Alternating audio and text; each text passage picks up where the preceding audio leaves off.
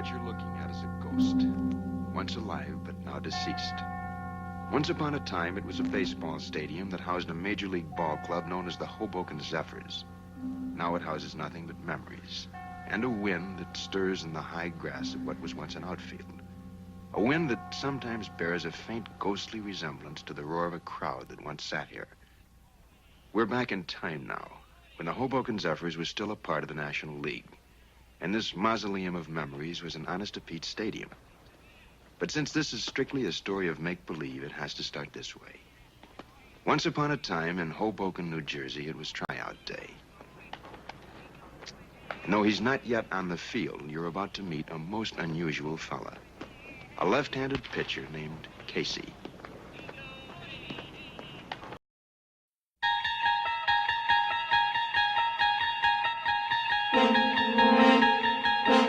Há uma quinta dimensão, além daquelas conhecidas pelo homem. É uma dimensão tão vasta quanto o espaço, e tão desprovida de tempo quanto o infinito. É uma zona intermediária entre a luz e a sombra, entre a ciência e a superstição. E se encontra entre o abismo dos temores do homem e o cume dos seus conhecimentos.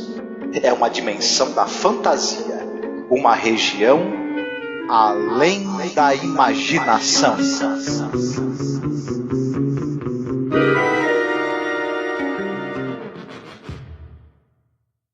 Olá, ouvinte, seja bem-vindo à nossa Zona do Crepúsculo. Deixa eu começar dizendo que você não errou de podcast, não foi abduzido e, principalmente, eu não sou a versão doppelganger da Angélica Hellish, renascida do inferno. A questão é que eu fui convidado por ela para hostear este episódio, já que ela não pôde estar presente, então, por favor, não apertem o stop, não é um sinal do apocalipse, está tudo sob controle.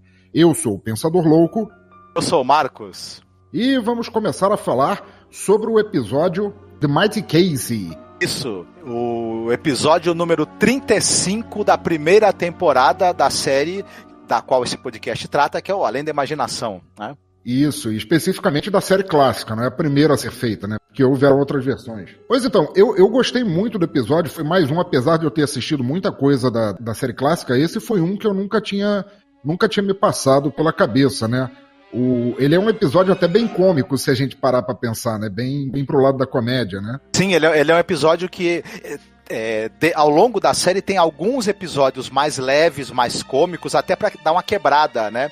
No ritmo, porque você tem bastante episódios, alguns com clima de suspense, outros de terror, e enfim... não são episódios pesados, mas eles têm alguma coisa assim de perturbador. Então, de vez em quando, dá uma quebradinha, é bom. E falando especificamente desse, ele teve alguns contratempos aí na produção, né? Sim, eu soube. Inicialmente, o papel do treinador, né? Porque ele ia ser feito por um cara que foi realmente treinador de beisebol durante muito tempo, só que o episódio foi filmado com esse sujeito, só que acontece o seguinte, ele estava já mal, ele acabou morrendo logo depois, um tempo depois das filmagens, ele não estava bem já, e transparece no episódio que ele estava respirando muito mal, com dificuldade para falar, para se mexer, e aí o Rod Serling achou que não ia ser legal, assim, tão próximo, inclusive, do falecimento do cara, ir ao ar um episódio onde ele visivelmente não estava bem de saúde. A CBS não quis pagar a refilmagem, não quis dar o orçamento para fazer, então a Cayuga Produções, que era a produtora do Selling, pagou toda a filmagem. Eles usaram algumas partes aí que foram filmadas do episódio original, mas refilmaram tudo com o Jack Warden fazendo o papel do treinador nessa refilmagem. A primeira versão foi dirigida pelo Alvin Ganzer, né? Sim, com o Paul Douglas fazendo o papel, né, que era o técnico originalmente, né? E parece que os problemas de saúde dele eram relativos a problemas de alcoolismo que ele tinha, né? Isso, exatamente. E aí ele já estava com a saúde bem comprometida. A segunda parte as partes que foram refilmadas foram com a direção do Robert Parrish, que comparado com o Alvin Ganzer, é um diretor basicamente de televisão. né? Já o Robert Parrish é um diretor de cinema também, de filmes bem conhecidos, como, por exemplo, o Cassino Royale, né? Muito bom, excelente. E quem substituiu o Paul Douglas foi o Jack Warden, né? Que é um ator também clássico, né? Nomeado a 2 Oscars e, pelo menos que eu me lembro da minha infância, a cara dele estava em vários lugares, né? Muitos filmes da Sessão da Tarde e tal. Inclusive, ele tá num outro famoso episódio do Além da Imaginação, que é aquele episódio em que o cara tá lá cumprindo pena num planetóide e eles vão trazer para ele uma mulher robô, né? Isso. É uma cara, e ele realmente é uma cara muito conhecida da televisão e do cinema aí dos anos 60 e 70. É um excelente ator, por sinal, né? Eu sempre confundia ele, quando eu era criança, com o Max do Casal 20. Você lembra do Casal 20? Tinha o Max, que era um mordomo. Eu sempre confundia os dois, apesar de eles serem visivelmente diferentes. Mas eu não sei por que, quando criança, eu confundia os dois.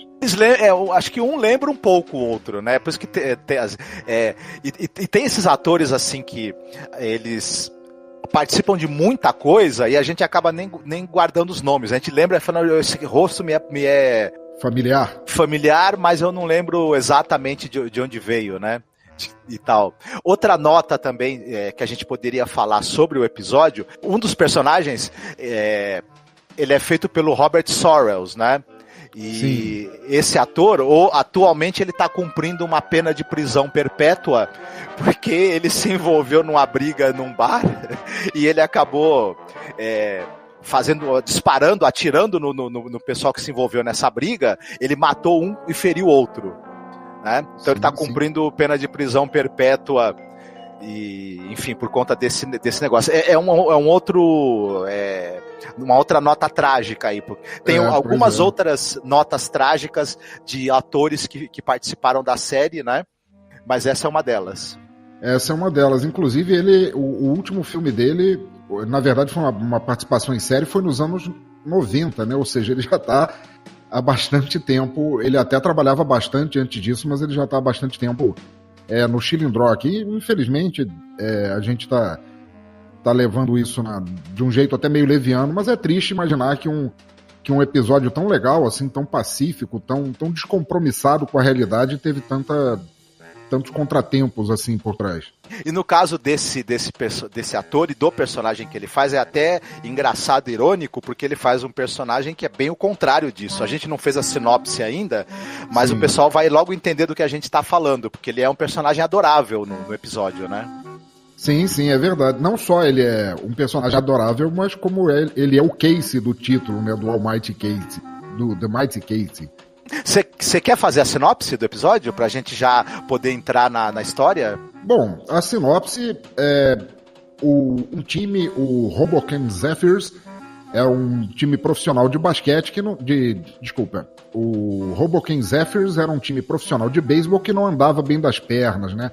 Eles eram quase os últimos da divisão, quase como o Ibis do beisebol norte-americano.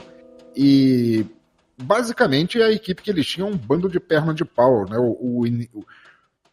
O técnico, como uma tentativa de salvar o time, recebe um novo lançador, um pitcher, chamado Casey, que aparentemente resolve todos os problemas do time e alça o time ao estrelato, mas como sempre, no Além da Imaginação, tem alguma coisa estranha nisso. Exatamente. O que acontece é que esse cara que chega, né, para ser integrar aí o time, é trazido por um senhor, né, que se apresenta como cientista e não como empresário, né, de jogador. Esse cara, o Casey, ele começa a jogar muito bem, né? É engraçado que ele ganha a confiança do treinador, porque ele faz umas bolas incrivelmente velozes e com trajetórias absolutamente impossíveis, né? Então, cara, ninguém nunca viu aquilo, né? Exatamente. Ele é uma máquina, né? A gente já, logo de cara, quando ele começa a fazer essas coisas fora do comum, e o cara fica muito entusiasmado, né, que vai poder contratá-lo e vai dar tudo certo, ele fala, só que eu tenho um problema, ele é um robô, ele é um experimento que eu tô fazendo, né? Porém, o nosso amigo, o McGarry, ele fala, vamos tentar ver se dá pra ter ele no time de qualquer jeito, porque ele fica muito animado com essa possibilidade, mesmo o cara sendo uma máquina.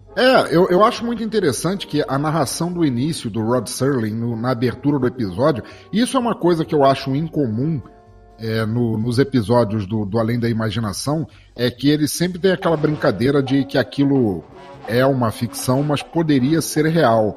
E eu notei que na narração inicial do episódio ele fala que aquilo é basicamente uma coisa de imaginação. Ele já deixa claro assim que aquilo não tem a menor chance de ser realidade. E fica bem evidente quando... Quer dizer, é uma piada. Primeiro, o telefone toca, avisam ao técnico que vai chegar o Casey, e quando chega um velhinho, bem velhinho mesmo, de óculos fundo de garrafa, ele acha que aquilo é uma piada, ele fala, não, o Casey tá vindo aqui. E o Casey, ele parece, a princípio, eu achei, não sabendo nada sobre o episódio, que ele era autista ou alguma coisa assim, porque ele é bem deslocado, assim, do mundo. Chega até uma bola que tinha sido rebatida atingir a cabeça dele, ele sequer se desvia, né? Exatamente. Ele é feito pelo Abraham Sofaer, que é um ator também de TV, né? De uma carreira bem longa, inclusive. Sim. E ele faz muito bem esse tipo do cientista meio alheio à realidade, né? Aquele cara totalmente focado nos experimentos dele. E a gente é engraçado ver essa coisa desse treinador que é um cara do mundo do esporte, né? Um cara todo articulado, todo até meio grosseiro até certo ponto, né? E esse cientista, né? Esse cara todo calmo, com esse jeito alheio a tudo, mas ele tá muito seguro, né? Muito confiante do que o jogador ali, o Casey, consegue fazer, né? Ele já sabe das habilidades da máquina que ele criou, né? Pois é, você comentou, inclusive, que os primeiros testes de lançamento que o Casey faz, ele atira uma bola rápida que chega a chegar fumegando na mão do apanhador, né? É claro, eles não tinham efeitos especiais na época para descrever como era essa bola rápida no trajeto, ou como era a bola curva ou a bola lenta. Então, ao invés de mostrar o lançamento, eles mostravam a cara do McGarry e do Dr. Stillman. E eles é que acompanhavam a bola fazendo com as cabeças, e era muito engraçado, porque a gente só podia imaginar o que o lançamento estava sendo, né?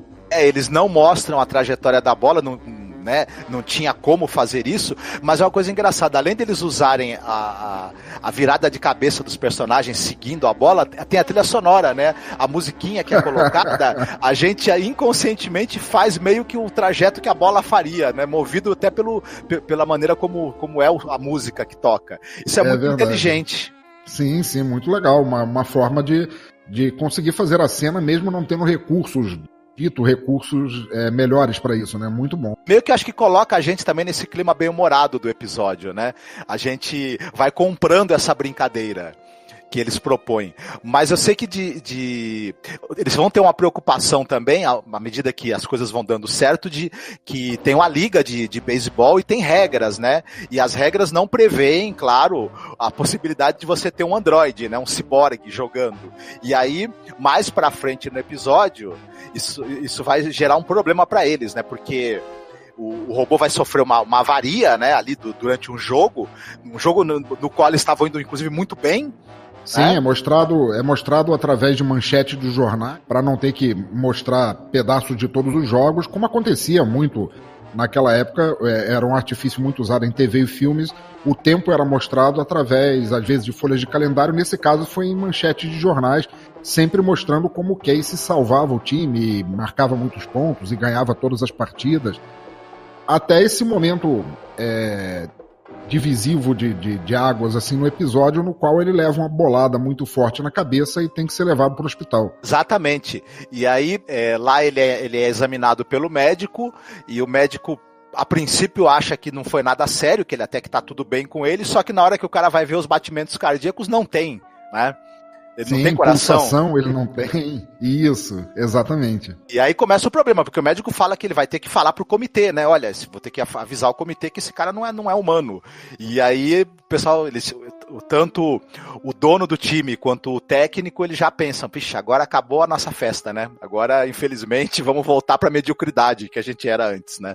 Mas eu achei bem engraçado como eles trataram isso, assim.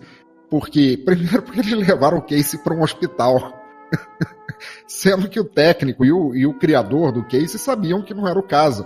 E segundo, porque eles falam pro médico lá como se fosse a coisa mais casual do mundo. Olha, ele não tem um coração porque ele é um robô. Segundo o que o cientista fala, ele só existia há 3 semanas, né? É uma coisa engraçada, quando a gente começa a pensar sobre isso, esse episódio realmente ele é meio descompromissado com a realidade mesmo. Sim, ele tá mais preocupado no fim em fazer uma reflexão sobre essa coisa dos sentimentos humanos. Porque é tão estranho quanto eles levarem o cara pro hospital em vez de levar pra oficina, né?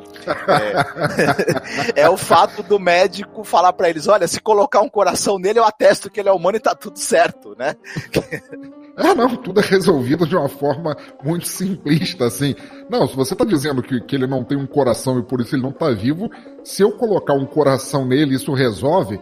Não, mas peraí, você consegue colocar um coração? Eu garanto, isso é até bem fácil de se fazer. Cavalo tem coração, né? Sapo tem coração, enfim. Não é exatamente o coração que define se umas... E depois é claro que é um coração artificial que não faz a função que um coração... humano faz e tudo mais. Então é meio que a gente passa um pouco por cima disso, né? É uma metáfora, né? Uhum. Exatamente. O coração também não é o órgão. A gente vai ver depois que esse coração vai modificar muito esse robô, né? E na verdade as mudanças que acontecem nesse robô no ser humano não vêm do coração exatamente, né? Exatamente.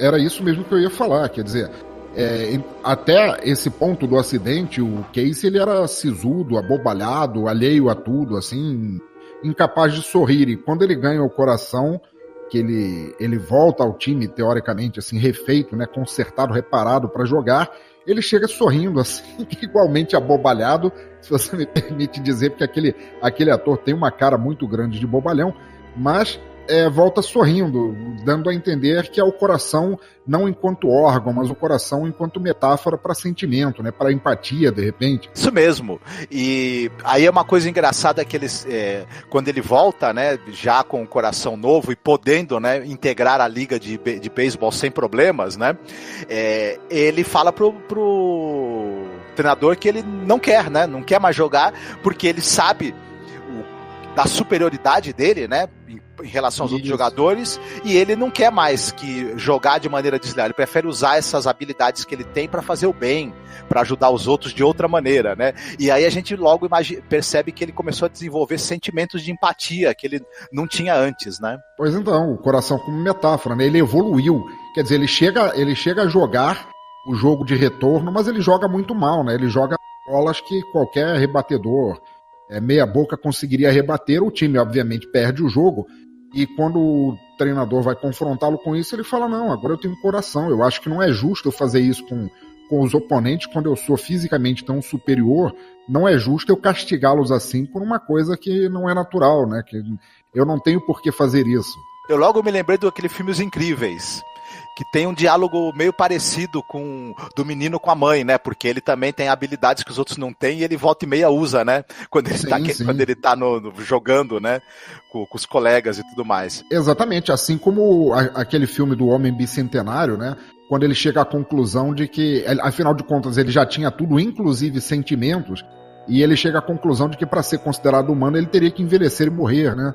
Era uma coisa que faltava para a evolução clara dele para ele se tornar aceitável como humano. Uhum. A gente pode fazer um paralelo também com o Data, né, do Star Trek, sim, com certeza. Isso, da nova geração, que ele também tem essa busca primeiro uma busca por imitar os sentimentos humanos para poder parecer mais humano. Só que a gente começa a perceber que ele aos poucos ele vai introjetando isso e realmente esses sentimentos começam a ser espontâneos nele, né? É uma coisa muito bonita quando a gente vê a evolução desse personagem, né?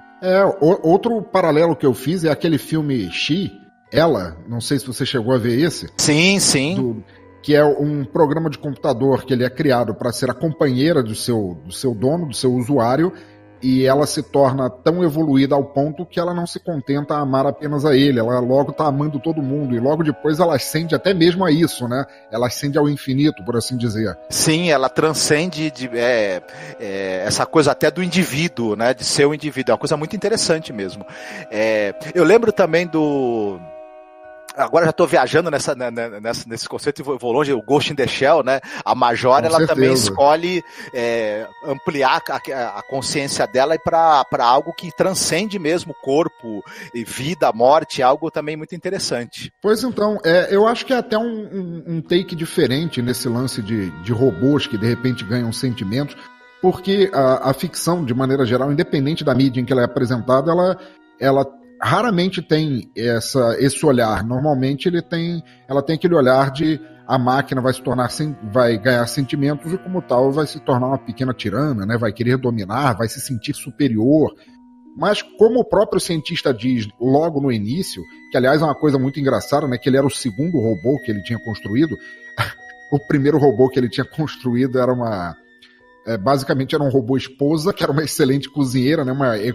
Ela era expert em economia doméstica e que ele tinha ganhado 30 e tantos quilos e teve que desmantelá-la porque ele não conseguia parar de comer a comida dela. E que ele tinha criado o Casey e que em todos os aspectos ele era um super-homem, ele usa a palavra super-homem. E não deixa de ser, porque eles pegam justamente o outro lado desse espectro, né? Uma vez que ele ganhou sentimentos, ele não procurou a superioridade, não procurou escravizar, ele não procurou dominar, ele procurou servir. Não é uma coisa engraçada. Uhum.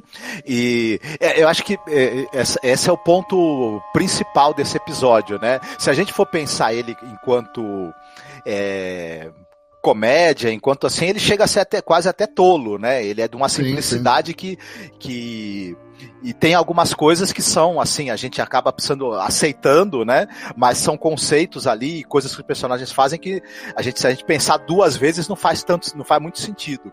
Mas acho que o ponto que ele quer chegar é esse que você falou mesmo, né? É a gente refletir o que nos torna humanos, né? O que são os melhores sentimentos que a gente tem enquanto ser humano, que a gente pode cultivar, que deveria ser pelo menos essa coisa da empatia, da capacidade de ser generoso com os outros, né?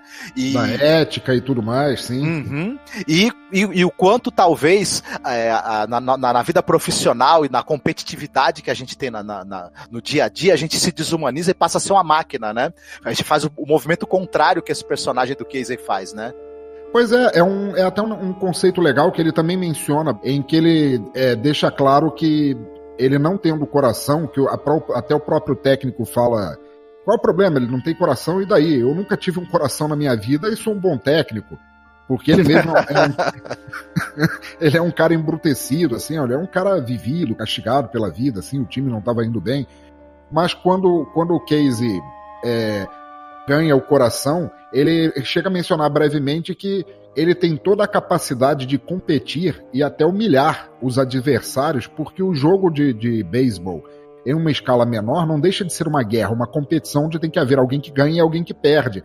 Mas ganhando sentimentos, em vez de continuar perseguindo o papel do que ganha, tendo que isso seria fácil para ele, afinal ele é um robô, que ele preferiu o outro caminho, né? O caminho justamente da ética, da empatia, de não precisar esfregar na cara de todo mundo uma coisa que ele era superior e simplesmente ser bom. Uhum. Você tem toda a razão. Se a gente fizer um paralelo no esporte mesmo, a gente andou tendo aí uma série de questões aí de doping relacionado com equipes lá da Rússia, por exemplo, né, e de outros locais. Quer dizer, é o cara que ele se desumaniza, ele faz coisas que vão ser, inclusive, podem ser muito prejudiciais para a própria saúde dele a médio e a longo prazo, né? Para ser campeão, né? Então vale tudo, uma disputa em que o cara vira realmente uma máquina, uma coisa, né? Exatamente, uma máquina de guerra. Uhum. E até porque as competições assim, envolvendo as potências, elas nunca nunca deixaram, infelizmente, de ser uma guerra de propaganda de quem é mais poderoso, mais rico e quem tem o povo mais capaz, etc, né? Sim, verdade. Eu acho que bobo enquanto comédia, tolo enquanto comédia, como você mesmo disse, o episódio ele dá muita reflexão, né? Que é o que faz com que Além da Imaginação seja tão apaixonante sempre de assistir, que mesmo numa premissa tão simples assim, você consegue trazer reflexões importantes para a vida de cada um. Sim, e ele é um episódio bem feito, bem conduzido, divertido. A gente acaba, eu não sei você, eu pelo menos eu não senti assim muitos problemas em relação a partes dele terem sido refilmadas e depois remontadas e tudo. Para mim ele flui sem muitos problemas, né? É assim, uma ou outra cena, assim, brevemente com relação à iluminação, tem o corte, você nota que tá um pouquinho mais claro e mais, quando devia ser o mesmo ambiente, um corte de cena estava um pouco mais claro, o outro um pouco mais escuro, mas de maneira geral não, ele flui muito bem. Eu também gostei, me diverti e na verdade, à medida que a gente vai conversando sobre ele, vem umas reflexões interessantes assim à cabeça.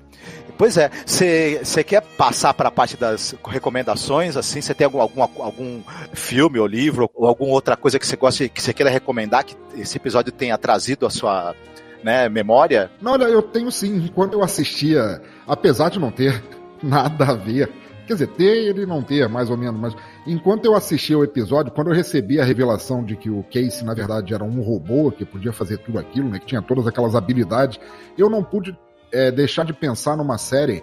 Eu não sei se você chegou a assistir, é que eu sou velho, desculpa por isso, desculpa pela minha velhice, uma série chamada Automan, que passou na Globo, uma série de 1983. Eu assistia sim.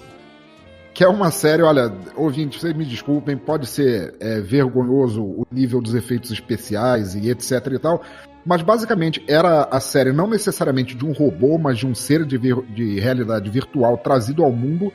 Ele era construído a partir de luz e ele também tinha que interagir, era uma série policial, mas ele era quase um agente secreto, por assim dizer, e ele tinha que interagir com o mundo e também entender as emoções humanas das pessoas à volta, sendo ele mesmo um ser que desrespeitava todas as leis da física, uma vez que ele mesmo não era necessariamente físico. Por exemplo, ele tinha um carro e o carro dele também era desenhado por realidade virtual, então o carro fazia curvas de 90 graus perfeitas, que para o corpo humano e para as leis da física é impossível. Então, normalmente, quando ele dava uma curva, a pessoa humana que estivesse no carro com ele era jogada para o lado e chapava na parede do carro assim, pela impossibilidade da física. Era muito engraçado, muito bom de ver. Gostava bastante dessa série, eu me divertia muito e eu gostava tudo bem, se a gente for assistir hoje, os efeitos especiais deixam a desejar, claro, mas eu era fascinado pelos efeitos e tudo, pelo ritmo de ação da série e por essas coisas que você descreveu assim, que estavam relacionadas justamente com o fato do personagem ele desafiar, né, as leis da física e as pessoas em volta não poderem fazer o mesmo, né? Sim, e é aí que eu vejo basicamente o paralelo, né? Quer dizer, ele era um ser criado por computador, ele não era um robô, né? Ele era um construto virtual, por assim dizer, e ele tinha que ter, ele tinha plena noção do quão superior ele era, e restava justamente, ele foi aprendendo isso, infelizmente a série só tem uma temporada, mas ele aprendia isso a cada episódio, ele ia ficando um pouco mais humano em termos justamente de emoções, de empatia e tudo mais, e é uma série que eu recomendo muito para quem conseguir achá-la por aí, vale muito a pena ver. Lembro que no primeiro episódio, quando ele começa a fazer as missões, ele tem um pouco de receio até de usar as capacidades dele, né? E também porque ele é meio agente secreto, então ele tem que ter uns embates, ele acaba até que tendo que matar volta e meia, né? Durante a ação e tudo, e ele, ao longo do episódio, ele vai aceitando que ele usar esses poderes dele para confrontar criminosos e ameaças, no fim pode ter um propósito bom também, né? Eu lembro até tem esse plot no primeiro episódio que é bem bacana, assim. É, muito legal. E um bibelô da série também era o cursor, que era tipo o amiguinho dele, né? O cursor era um foco de luz que ficava zanzando à volta dele, basicamente era um cursor de computador, tinha o nome por causa disso, que era quem desenhava os carros e motos, e tem um episódio que ele desenha até uma aeronave, que é claramente uma miniatura segurada por um fio de nylon, não dá para disfarçar isso. Mas era muito legal porque ele conversava e o cursor, assim como um mascote dele, entendia menos ainda sobre as emoções humanas e às vezes entendia mais, ficava dando conselhos do tipo, olha, eu acho que ela gostou de você e tal. Não, cursor, claro que não, do que você tá falando? Sabe, eles tinham esse embate assim que tem entre parceiros, assim, era muito, muito interessante a série. Era bem legal mesmo, viu? Bem interessante. E você, Marcos, tem alguma recomendação? um mangá chamado Pluto, que é um mangá do cara escrito e desenhado pelo Naoki Urasawa, que é o mesmo cara que fez o 20th Century Boys, Monster. E esse Olha, me fala porque eu não conheço não, eu sou um zero à esquerda. 20th Century Boys você já deve ter ouvido falar. Já ouvi falar assim. E esse cara, esse Naoki Urasawa, é um cara muito, muito bom, tanto de roteiro quanto de desenho. Eu gosto bastante do trabalho dele. E o Pluto, ele é meio que inspirado em personagens que foram criados pelo Osamu Tezuka. Ele é meio inspirado no Astro Boy, enfim. Astro Boy eu assisti alguma coisa, era muito legal. Basicamente a história é o seguinte, é num futuro onde você tem muitos robôs interagindo com o ser humano.